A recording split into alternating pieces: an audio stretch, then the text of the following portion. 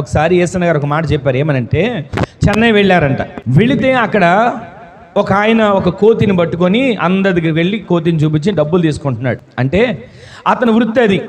అలాంటి పరిస్థితులు అతను ఉంటే ఆ కోతికి గౌనేసాడంట, ఆ కోతికి గాజులేసాడు, ఆ కోతికి ముఖం నిండా పౌడర్ రాసి అలంకరణ పెట్టాడు, ఆ కోతికి కాళ్ళకి పట్టీలు పెట్టాడు.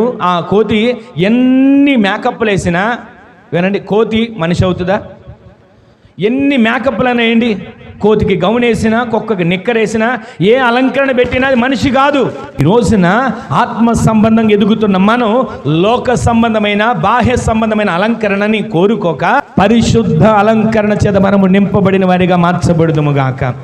కొంతమంది బాహ్యమైన సౌందర్యం కోసం పరితపిస్తారు, కానీ మనమైతే ఆ అలంకరణను కోరుకోక పరిశుద్ధమైన అలంకరణ చేత మనం నింపబడి నడిపించబడేట్లు దేవుడే సహాయం చేయనుగాక.